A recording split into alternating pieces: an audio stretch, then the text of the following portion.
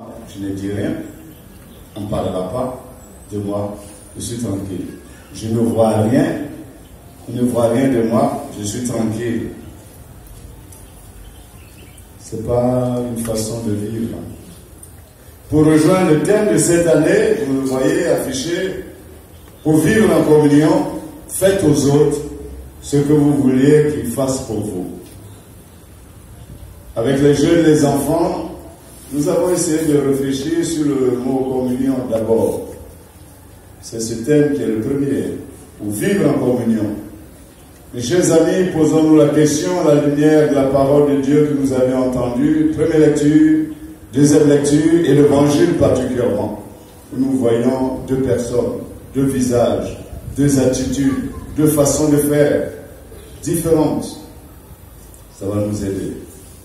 Donc prendre conscience à la lumière de la parole de Dieu de ce qui fait que nous n'arrivons pas à vivre en communion dans notre pays, dans notre foyer, entre frères et sœurs, entre époux et épouses, entre amis, en collègue, en membre d'une chorale, en prêtre, vicaire, curé, en servant de messe. Qu'est-ce qui fait que nous n'arrivons pas toujours à vivre en communion? Et qu'il y a des tensions entre nous, et qu'il y a des guerres entre nous.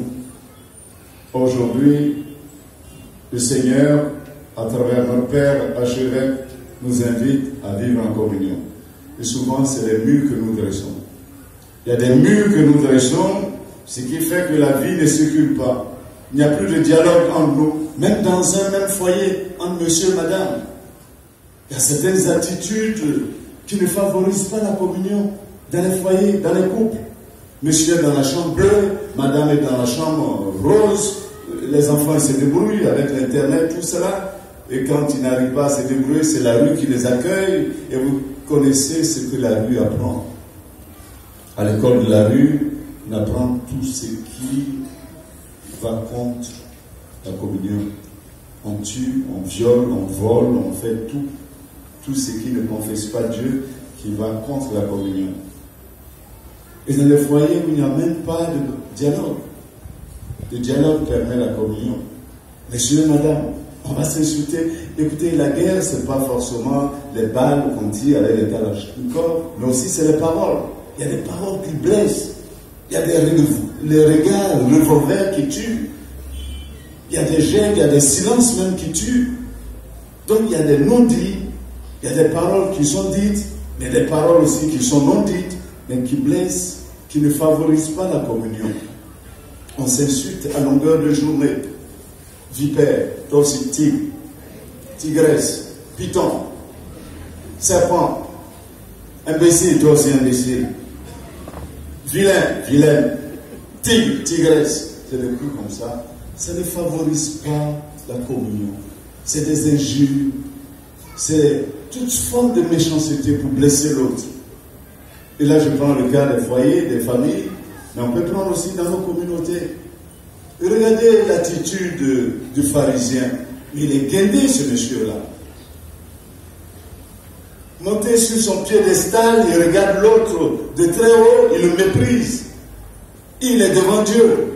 Et souvent, nous venons à l'église, c'est aussi cette attitude que nous avons, malheureusement, dans nos cœurs, dans nos regards.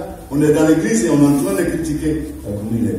Aujourd'hui, c'est ton sur ton, c'est chaussures aussi, ça. Et puis on est en train de critiquer. On est dans l'église, devant Dieu. Seigneur, je te dis merci. Merci de m'avoir pas fait comme ce voleur qui est derrière moi, ce bandit, cet adultère-là. Je te dis merci. Voilà. Qui es-tu, toi, pour juger l'autre? Ça ne favorise pas la communion. Ces guerres que nous faisons, ça ne favorise pas du tout la communion. Donc il y a des murs que nous dressons, des murs de méfiance, d'injures et tout cela. Mais il y a aussi le fait de dire, pour vivre heureux, vivons cachés, ne fais rien. Je ne vois rien, je ne dis rien, je ne m'engage pas, je me contente de ma messe, je repars. Je viens pour la messe le dimanche, je repars. Aider le curé à refaire la toiture de l'église, ça ne dit rien du tout.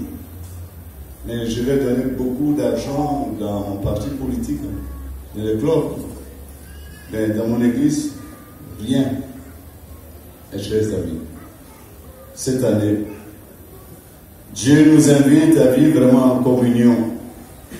Alors, dans cette paroisse, je suis le chef de famille, je voudrais nous inviter, quand je dis nous, moi, le premier, avec mes vicaires, c'est bien beau, c'est moi le curé, et vous, les vicaires, écoutez, et puis il n'y a pas d'entente entre nous. Nous ne pourrons pas diriger cette paroisse. Si la tête est divisée, vous voyez quelqu'un qui devient fou, mais c'est tout le corps qui est divisé. Hein. La tête et tout le corps ne sont pas unis. Tout est divisé. Alors si nous, prêtres, nous nous jalousons, s'il n'y a pas d'entente en nous, nous ne mangeons même pas ensemble, mes chers amis, nous ne pourrons pas diriger longtemps cette paroisse. Donc, ce que je vous dis, je me dis à moi-même d'abord, à mes vicaires aussi. Il faudrait que nous puissions laisser nos titres de curés, nos titres de ceci, cela, et être ensemble. Nous sommes condamnés à vivre ensemble pour mieux aider notre paroisse.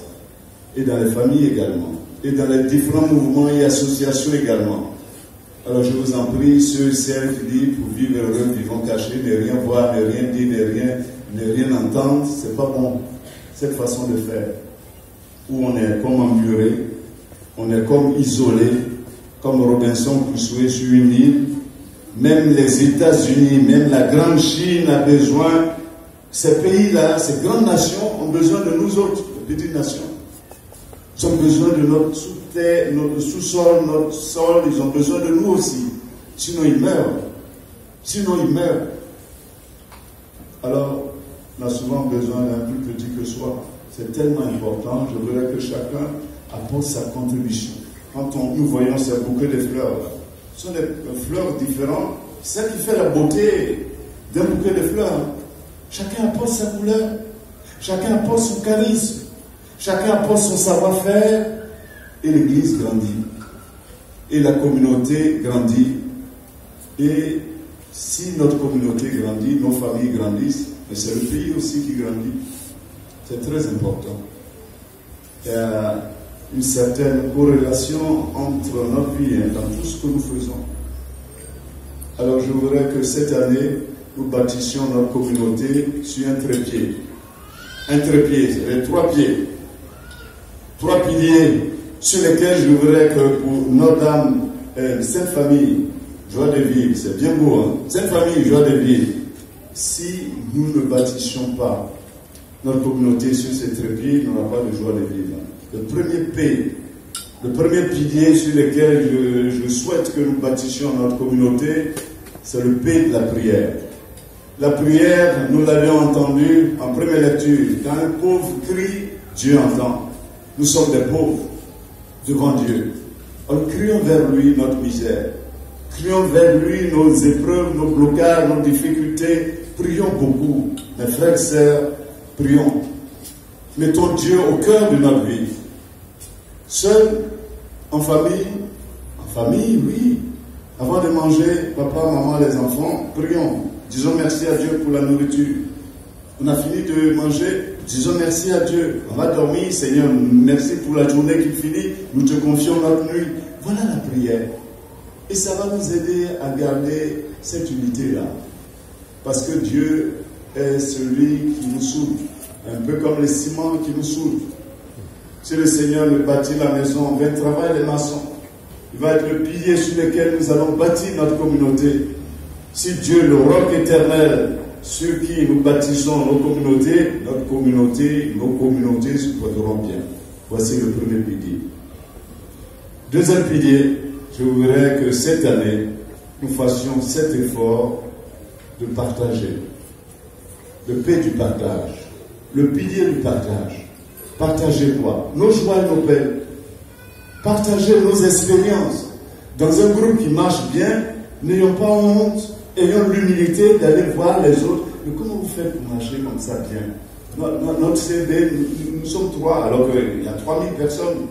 Mais comment vous faites? Vous êtes 300, nous sommes 3. Voilà comment on fait. Nous, on se visite, on se rend visible, on se soutient.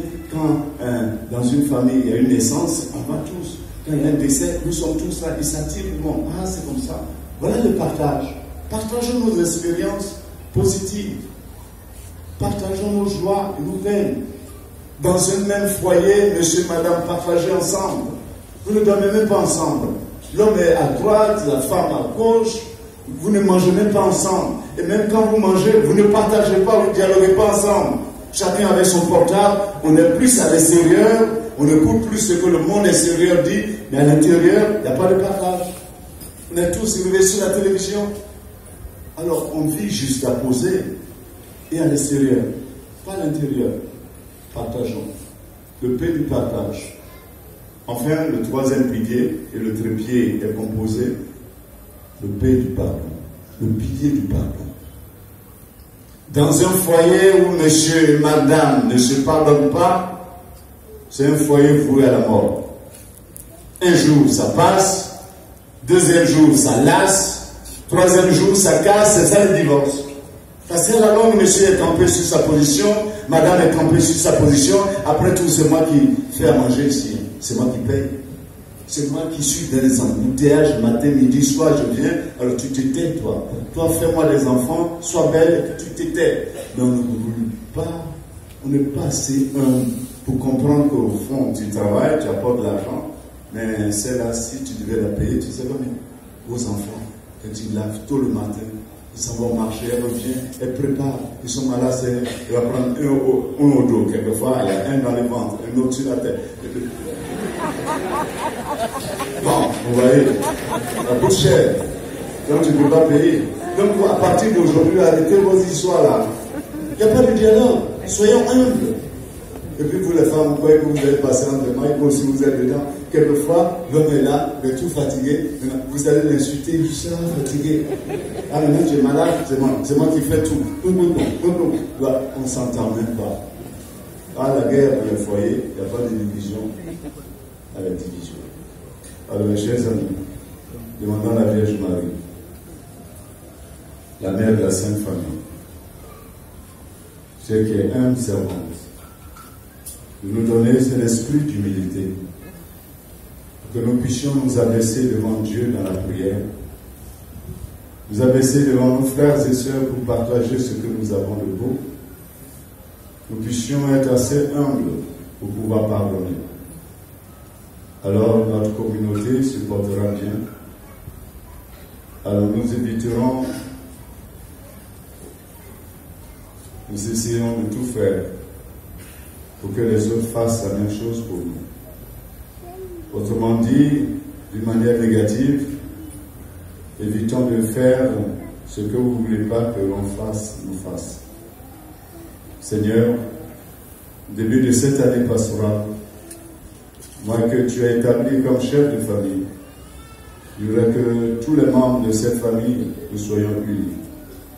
Apporte la joie dans les cœurs, dans les familles. Et pour notre pays qui marche vers les élections, mets ta parole de douceur dans les cœurs de nos dirigeants. Ils se souviennent qu'ils ont eu cette même attitude guerrière et qui nous ont entraînés dans la guerre.